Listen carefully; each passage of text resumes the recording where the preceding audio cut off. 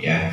Kejadian pasal 17 ayat 1 sampai ayat yang ke-8. Kalau sudah kita semua bangkit berdiri, kita akan membaca silih berganti. Saya ayat 1, Bapak Ibu Saudara ayat yang kedua, dan seterusnya sampai ayat yang ke-8. Sunat sebagai tanda perjanjian Allah dengan Abram. Ketika Abram berumur 99 tahun, maka Tuhan menampakkan diri kepada Abram dan berfirman kepadanya, "Akulah Allah yang Maha Kuasa, hiduplah di hadapanku dengan tidak bercela. Aku akan menetapkan perjanjian antara aku dan engkau, dan aku akan membuat engkau selamanya." Lalu sujudlah Abram, dan Allah berfirman kepadanya, "Dari pihakku inilah perjanjianku dengan engkau. Engkau akan menjadi bapa sejumlah besar bangsa. Karena itu namamu bukan lagi Abram, melainkan Abraham, karena engkau telah kutetapkan menjadi bapa sejumlah besar bangsa. Aku akan membuat engkau anak cucu sangat banyak. Engkau akan kubuat menjadi bangsa-bangsa, dan daripadamu aku berjanji." Apakah mengadakan perjanjian antara aku dan engkau serta keturunanmu turun-temurun menjadi perjanjian yang kekal, supaya aku menjadi Allahmu dan Allah keturunanmu. Kepadamu dan kepada keturunanmu akan kuberikan negeri ini yang kau tinggali sebagai orang asing, yakni seluruh tanah Kanaan akan kuberikan menjadi milikmu untuk selama-lamanya, dan aku akan menjadi Allah mereka. Amin. Ya, silakan duduk kembali Bapak Ibu Saudaraku yang dikasihi Tuhan. Tema perenungan di kesempatan sore hari ini berbicara tentang proses dalam menanti janji Allah. Ya, proses dalam menanti janji Allah. Bapak Ibu Saudaraku yang dikasihi Tuhan, Bapak Abraham itu sangat terkenal, ya, baik di agama kita Nasrani dan juga di agama saudara kita, ya, Nabi Ibrahim. Mereka mengenalnya. Nah, Bapak Abraham adalah bapak orang beriman. Kenapa Bapak Abraham disebut bapak orang beriman?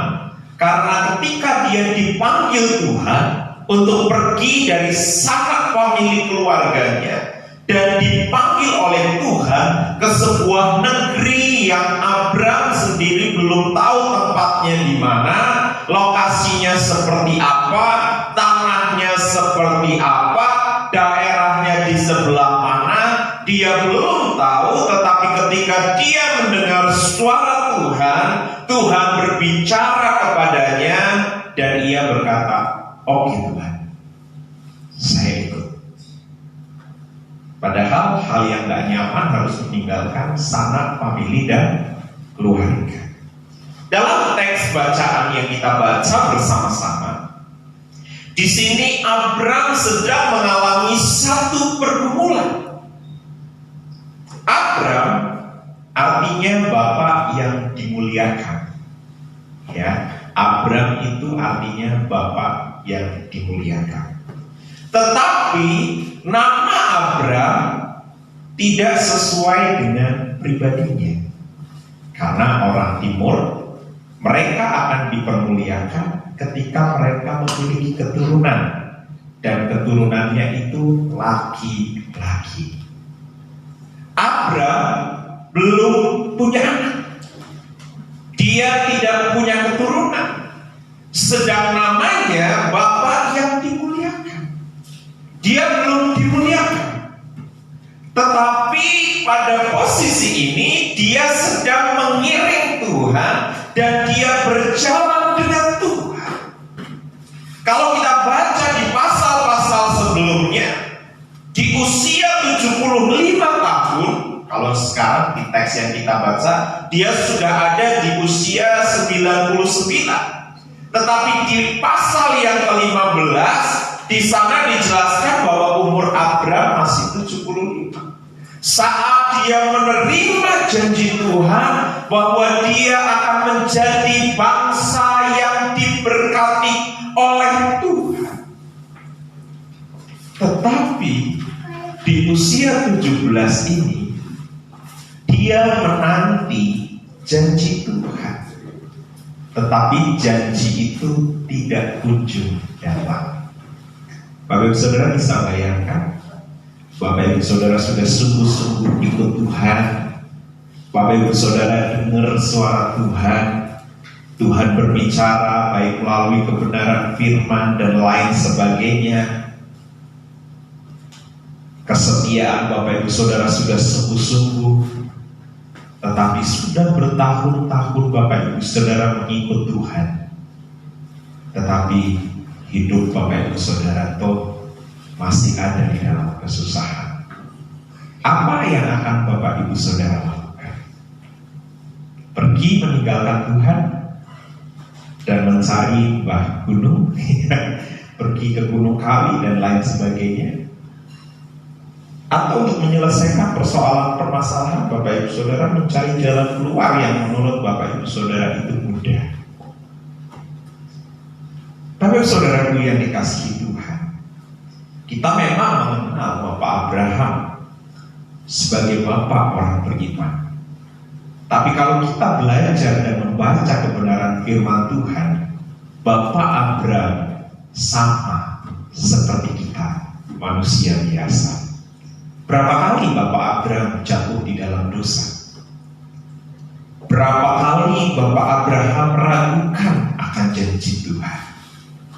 Bahkan di konteks yang kita baca saat ini, di usia dia 99 tahun, ada jeda kurang lebih 14 tahun Allah tidak berbicara apa-apa dengan Abraham. Kenapa? Karena Abraham jatuh di dalam ketidakpercayaan, sehingga dia mengikuti nasihat dari istrinya Sarah untuk mengambil gundiknya Hagar. Dari ayat 16, Abraham berumur 86 tahun ketika Hagar melahirkan Ismail. Sejak dari usia 86 tahun, Allah tidak berbicara sesuatu apapun. Tetapi ketika masuk di usia 99 tahun, Allah kembali mengingatkan janjinya kepada Abraham, sehingga Allah meneguhkan dan mengatakan, "Akulah Allah yang Maha Kuasa," ini di ayat yang ke-1. Karena Abraham jatuh ke dalam dosa, ikut nasihat dari istrinya, padahal Allah sudah jelas-jelas berfirman bahwa anak perjanjian itu akan lahir dari istri sahnya, yaitu Sarai, yang waktu itu belum diganti, ya, karena di pasal 17 inilah baru nama Abraham diganti menjadi Abraham, dari yang artinya bapak dimuliakan menjadi namanya ganti, bapak segala bangsa. Lebih besar lagi janjinya. Janji yang kecil belum digenapi, tetapi Tuhan sudah merubah janjinya kepada Abraham. Kamu bukan lagi Abraham, kamu bukan lagi bapak yang dimuliakan, tetapi namamu akan kuganti. Di dalamnya diganti, ditambahin hak, ya, yang berarti Yahweh, Allah. Ya, nah, dikasihlah Abraham sebagai bukti jikalau Abraham betul setia mengandalkan Tuhan, mengizinkan Tuhan berkarya di dalam kehidupannya, dia akan melewati setiap proses-proses untuk menantikan janji Allah itu digenapi. Sehingga akhirnya di usia 99 tahun, sedangkan usia Sarai sudah berapa tahun? 90. Ya, karena mereka beda 10 tahun ya, antara Sarai dengan Abraham. Dua-duanya sudah tua, udah tidak mungkin lagi punya anak. Bahkan dikatakan Sarai sudah mati haid. Tidak mungkin. Mustahil menurut manusia, tetapi tidak mustahil bagi Tuhan kita. Katakan amin. Atas perkara hidup kita pun sama. Di dalam proses pengiringan kita kepada Tuhan, satu janji Kristus, janji Allah yang sedang kita nanti-nantikan adalah kedatangannya yang kedua kali. Segala janji demi janji Allah sudah digenapi. Penggenapan yang terakhir adalah kedatangan Kristus yang kedua kali untuk menyelamatkan kita, mengangkat kita, membawa kita untuk tinggal bersama-sama dengan Dia, tinggal di dalam kerajaannya yang mulia.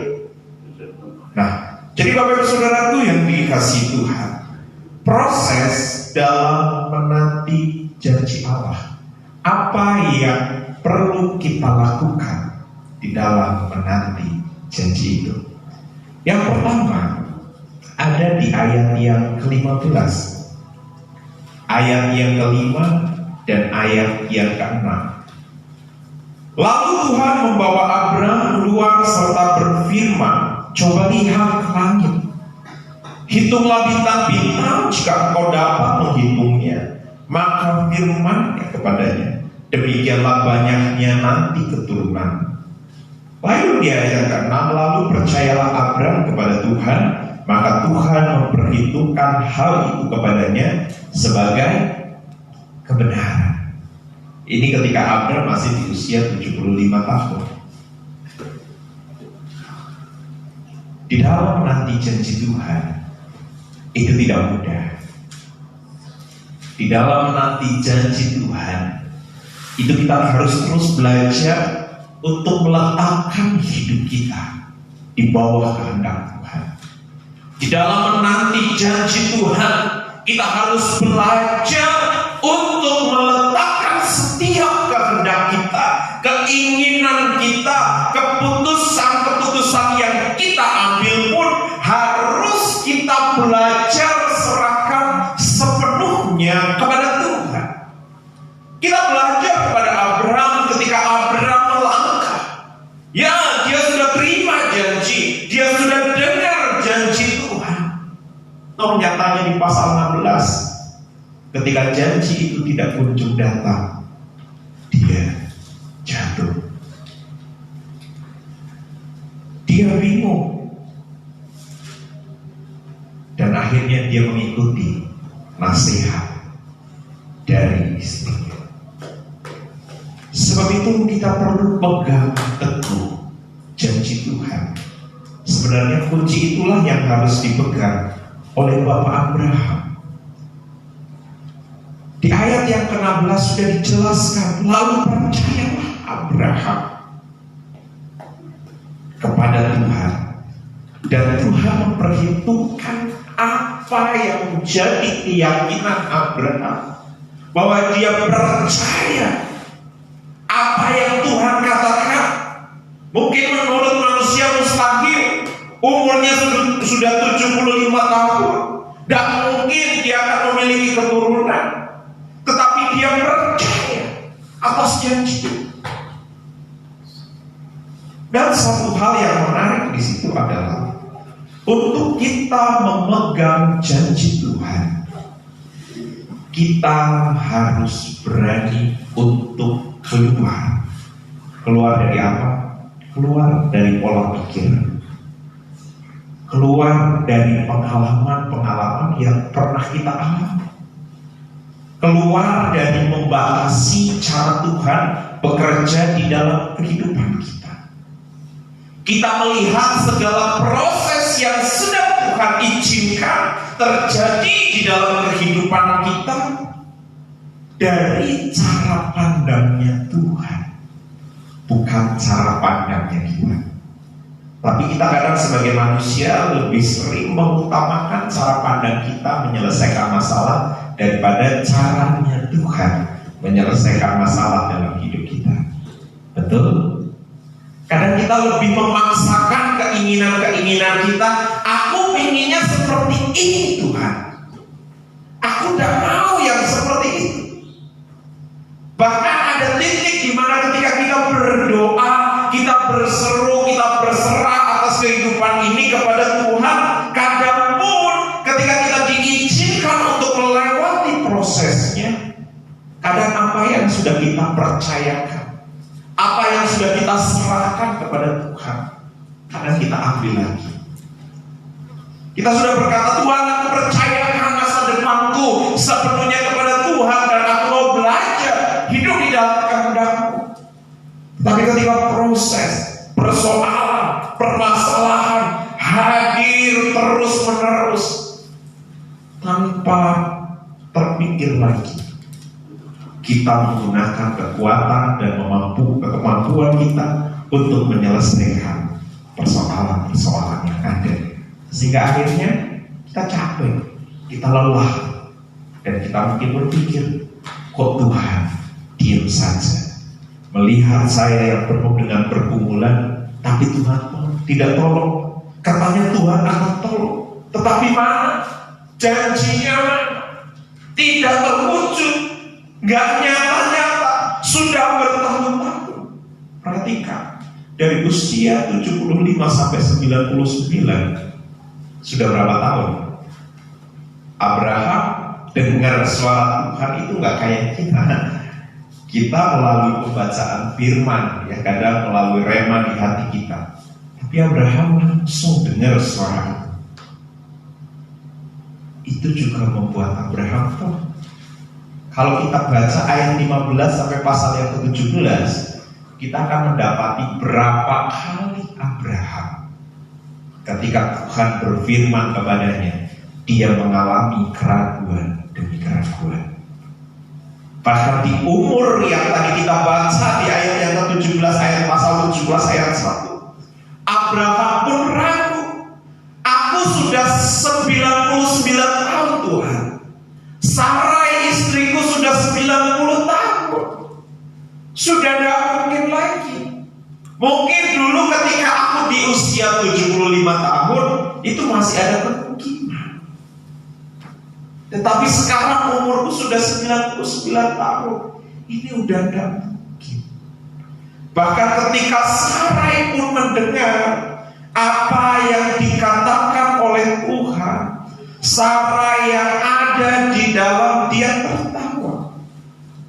Ya, itu ada di pasal yang ke-18. Ya, Sarai tertawa mendengar apa yang dikatakan Tuhan. Ayat yang ke-13. Lalu berfirmanlah Tuhan kepada Abram, mengapakah Sarah tertawa dan berkata, sungguh aku akan melahirkan anak sedangkan aku telah tua. Sarai tertawa. Abraham juga tertawa. Di ayat pasal 17 ayat 17, lalu tertunduklah Abraham dan tertawa serta berkata dalam hatinya, mungkinkah bagi seorang yang umurnya 100 tahun dilahirkan seorang umur 90 tahun itu melahirkan seorang anak? Dan mungkin itu menurut Bapak Abraham dan istrinya.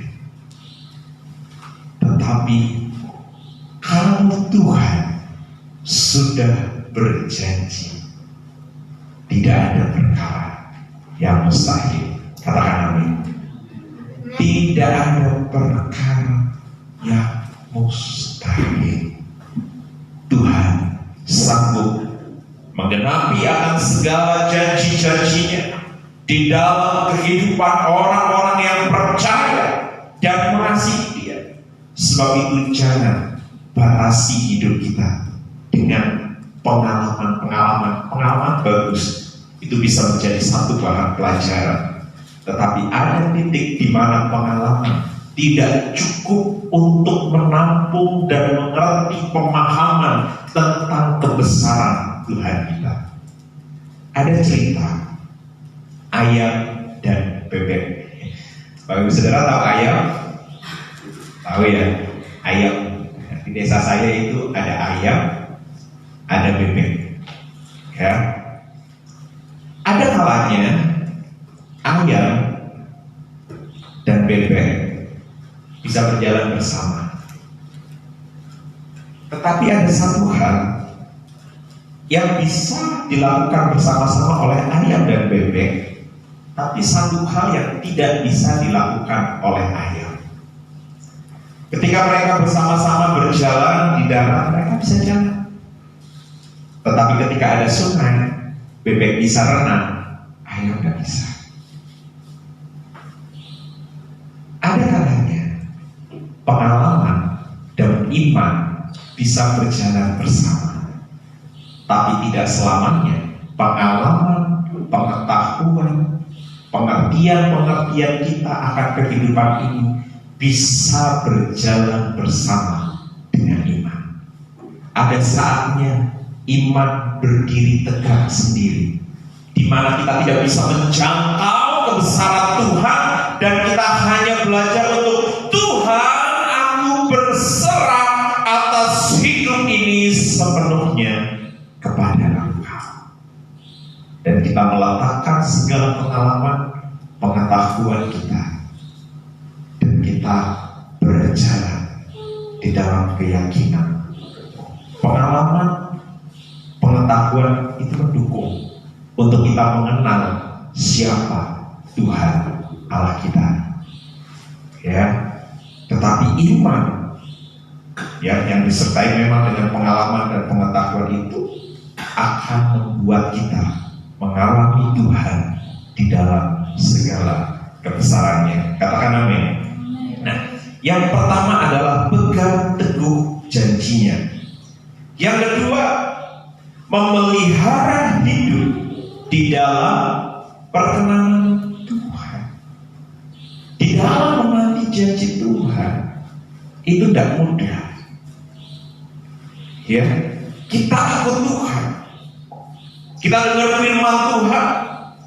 Ketika kita berdoa, kita bergumul dengan Tuhan, kita mendapati janji-janji kebenaran firman-Nya yang meneguhkan iman kita, bahwa pengharapan iman kita di dalam Tuhan itu ya, ia pasti di dalam Dia selalu ada pertolongan, selalu ada perlindungan, selalu ada kemenangan, bahkan di dalam Dia ada kehidupan dan kekekalan di hari yang akan datang. Bahkan mungkin kalau kita membaca dari setiap kebenaran-kebenaran firman Tuhan, itu meneguhkan kita, membuat kita yakin, yes, amin, hidup bersama dengan Tuhan, aku akan lewati, aku akan lalui. Tetapi ada titik di mana ketika proses harus terjadi, kita harus benar-benar peka dengan Tuhan. Sebab itu kita perlu memelihara hidup dalam perkenanan Tuhan. Abraham mungkin udah pusing, ya. Istrinya juga udah ngomong terus, ya gimana? Wis tua, orang dua anak, ya kan? Katanya Tuhan mau berkati kita. Tapi udahlah, saya udah tua. Ya Abraham yang di umur berarti ini 70, ini kan 86 tahun ketika Ismail lahir, ya. Dia berarti di usia 85 atau 85, 84 ya.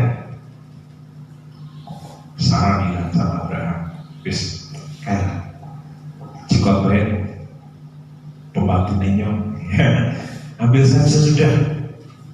Nanti kita punya keturunan dari pembantu saya, ya kan? Padahal janji Tuhan sudah jelas. Janji itu bahwa engkau akan memiliki keturunan dari Sarah istrimu. Tetapi karena janji itu tidak kunjung datang, dari usia 75 sampai usia Abraham di usia 85, itu berarti sudah berapa tahun?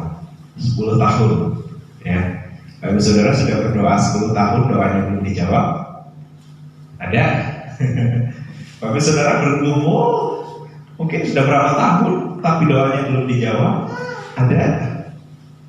Atau mungkin Bapak saudara mengalami kelemahan fisik, sakit penyakit dan lain sebagainya. Bapak saudara sudah berdoa sama Tuhan, tapi hari ini masih belum juga dijawab.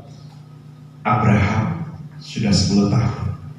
Ini masih panjang lagi, karena nanti dijawab itu baru di usia 100 tahun, 25 tahun Abraham menanti janji Tuhan. Apa ya? Di usia 10 tahun penantian itu Abraham jatuh. Kelihatannya sepele, tapi ini jadi masalah. Sampai hari ini jadi masalah. Karena Tuhan pun memberkati Ishak, Tuhan juga memberkati Ismail. Tuhan berkata bahwa Ismail akan menjadi bangsa yang besar. Dia akan memiliki keturunan yang banyak. Ya, dikatakan di ayat yang ke-10 pasal yang ke-17, pasal 16, lagi kata malaikat Tuhan itu kepadanya, aku akan membuat sangat banyak keturunan sehingga tidak dapat dihitung karena banyaknya. Selanjutnya kata malaikat Tuhan itu kepadanya, engkau mengandung dan akan melahirkan seorang anak laki-laki dan engkau akan menamainya Ismail. Ya, ketika malaikat ini berbicara kepada Hagar, sebab Tuhan telah mendengar tentang penindasan atas itu. Seorang laki-laki yang lakunya, perhatikan, seperti apa? Keledai liar. Demikianlah nanti anak itu tangannya akan melawan tiap-tiap orang, dan tangan tiap-tiap orang akan melawan dia, dan di tempat kediamannya ia akan menentang semua saudara. Dan itulah yang terjadi dengan saudara kita. Kenapa kita sangat dimusuhi? Karena janjinya sudah dikatakan oleh Tuhan,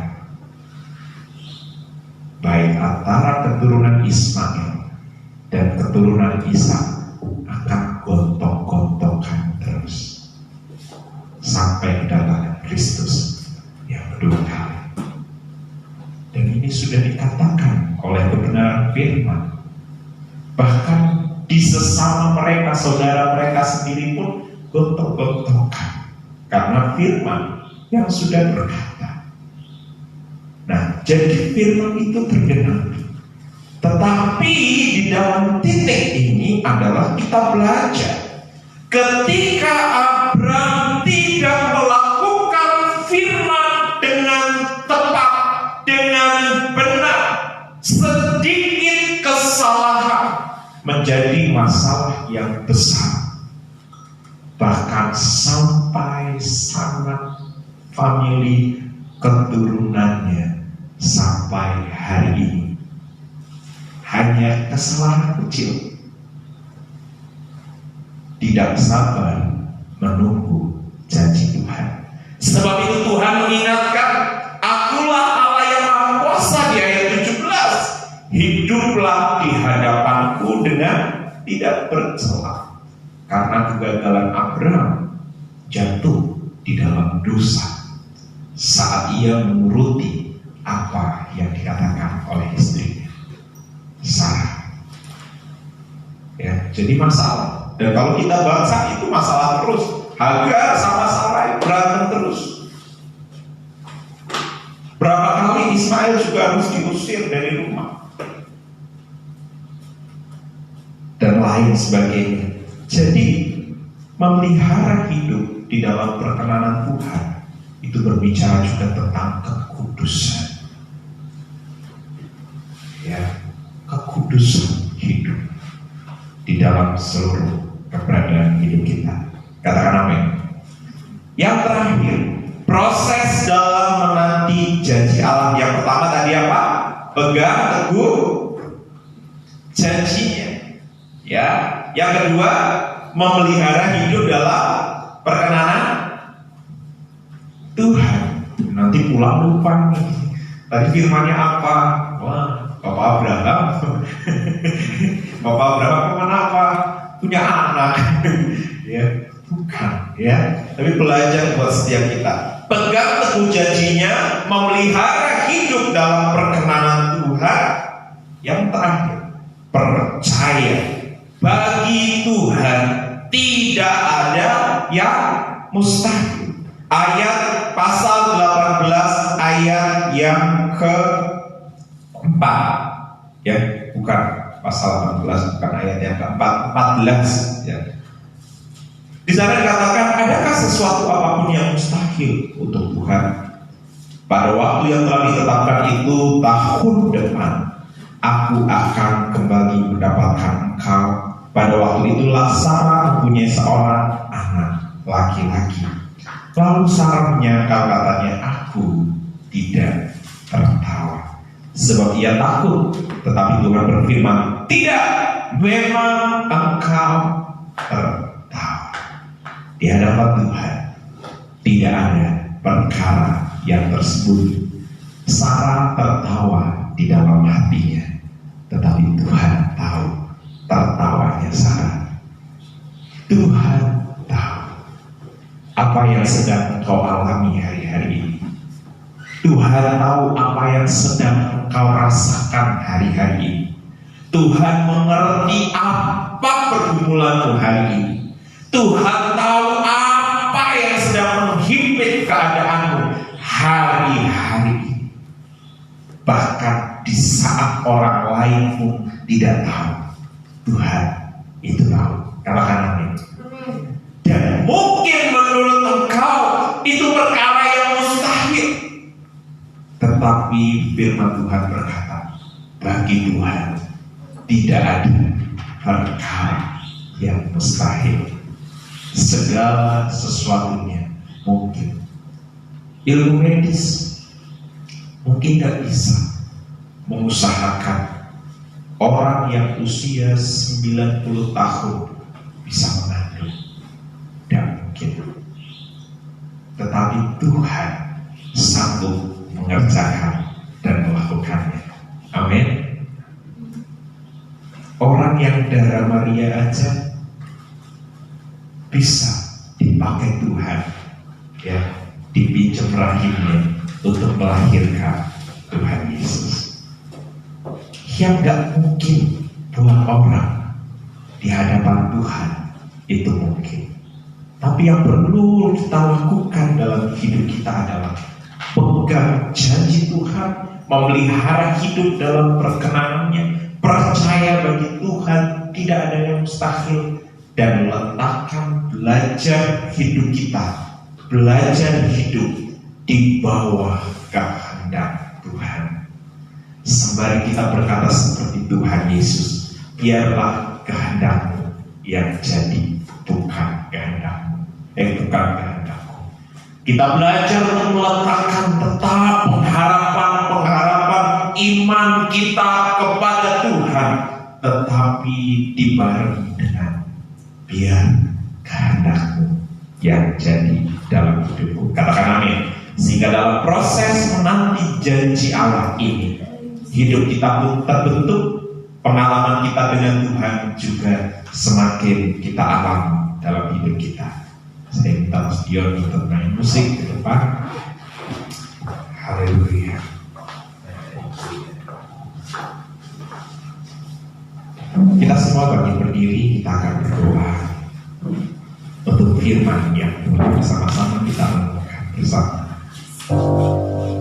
Bapak saudaraku yang dikasihi Tuhan, pergumulan apa yang hari-hari ini kau sedang alami? Engkau berharap merindukan pertolongan Tuhan, tapi sudah bertahun-tahun pertolongan itu tidak kunjung datang juga dalam hidup. Kau sekian lama menanti-nantikan pertolongan. Kau sekian lama menanti-nantikan mujizat. Tapi mujizat itu belum kunjung datang juga. Belajar dari pengalaman Bapak Abraham. 25 tahun dia menantikan janji Tuhan. Ada banyak keraguan yang sempat dia alami, tetapi janjinya cukup untuk kita terus berpegang dan memenuhi harapan di dalam Dia, tetap menjaga hidup di dalam perkenanan-Nya, tetap percaya bagi Tuhan tidak ada perkara yang mustahil. Jikalau Tuhan berkenan, maka jadilah seperti apa yang Dia kehendaki. Kira apa syakara apa kasyikira, kira apa kasyakara apa syakara apa kasyakara. Haleluya, kira apa kasyikira apa kasyakara, kira apa kasyakara apa kasyikira, kira apa kasyikira apa